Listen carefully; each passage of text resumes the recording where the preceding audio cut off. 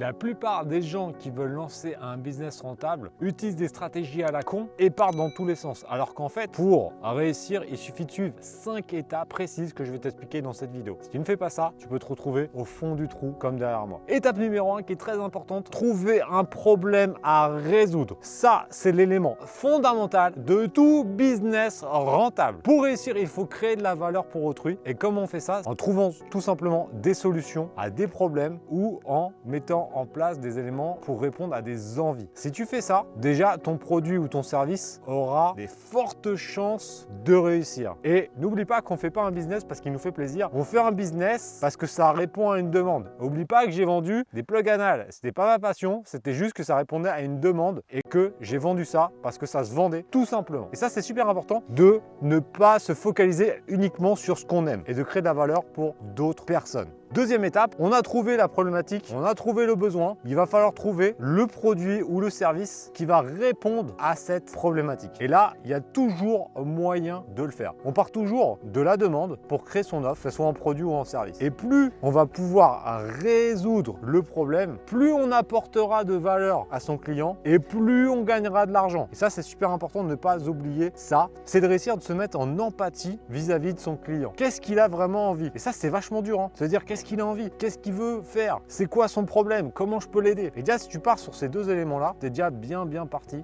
dans ton business. Étape numéro 3, donc là, on redéfinit, on a trouvé un problème, on a trouvé une solution. Maintenant, ça va être de mettre en valeur cette fameuse solution pour que le prospect, parce qu'il n'est pas encore client, puisse voir que ton produit il cartonne et qu'il va vraiment l'aider. Et donc ça va être de montrer les bénéfices du produit et pas les caractéristiques comme on peut voir souvent. Par exemple, sur Amazon, 95% des fiches montrent des caractéristiques, même les best-sellers montrent des caractéristiques mais pas des bénéfices. Et c'est en montrant comment tu vas aider la personne que le prospect va se dire « Oh putain, son produit est vraiment génial, il faut que je l'achète ». Petite anecdote très importante qui va te permettre de comprendre comment mettre ça en place dans ton business. Quand tu vas chez Bricorama et que tu t'achètes une perceuse, n'oublie pas que tu achètes le trou dans le mur. Réfléchis là-dessus et ça va vraiment t'aider dans ton business. Prends toujours cet exemple-là. T'achètes pas la perceuse et fais le test. Fais un petit test. Tiens, tu vas chez Brico ou chez un de leurs concurrents, tu vas voir le vendeur et tu dis « Je veux m'acheter une perceuse ». Si le mec il commence à te faire, déjà s'il te pose aucune question pour comprendre quel est ton besoin ou ta problématique, c'est un mauvais vendeur. Ça, c'est ce qu'on appelle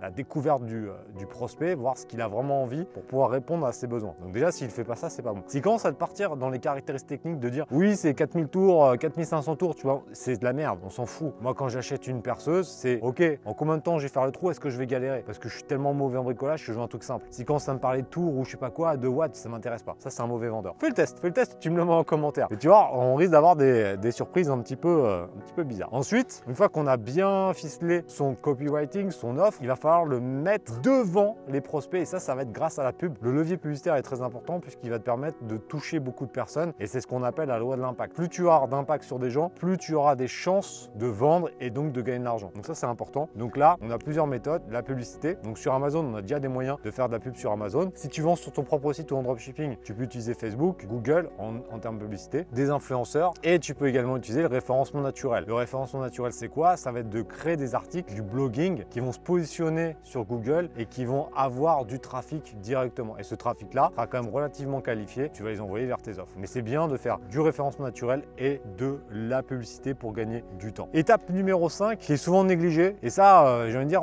c'est un peu le problème sur les entrepreneurs de YouTube. Les mecs vont te dire ouais, j'ai fait 1 million d'euros, 6 millions, 10 millions. Mais les mecs, en fait, n'ont jamais géré d'entreprise. Ils ont fait peut-être des trucs rapides. Mais en fait, il faut savoir un truc. C'est que tu fasses dropshipping, de la vente sur Amazon ou n'importe quel autre business, c'est un projet entrepreneurial. Et un projet entrepreneurial, c'est pas du court terme, c'est du long terme. Donc, tous les business que tu vas mettre en place, tous les résultats que tu vas avoir, il va falloir les réinvestir pour continuer à grossir. Pourquoi pas se diversifier, faire également grossir son équipe. Ça, je t'ai refait une vidéo, je te la mets là-haut sur comment construire une équipe de winners. Et ça, c'est super important de se dire, il faut faire grossir le truc et ne pas être forcément trop gourmand à court terme. Et ça, c'est un truc qui m'agace très souvent sur YouTube. On a souvent des personnes qui ont mis un business depuis 6 mois ou 1 an et qui commencent à donner de des leçons de vie sur l'entrepreneuriat. Et au bout d'un an, tu n'es pas entrepreneur. Tu es entrepreneur au minimum au bout de 3 ans d'activité. Quand tu es là au bout de 3 ans, c'est que tu n'as pas trop mal géré ton business. Mais c'est important de mettre de l'argent de côté, de savoir ce que tu dois payer en charge, de faire grossir son équipe et de ne pas prendre tout en salaire dès le début. Comme on peut dire souvent dans les vidéos, dire oui,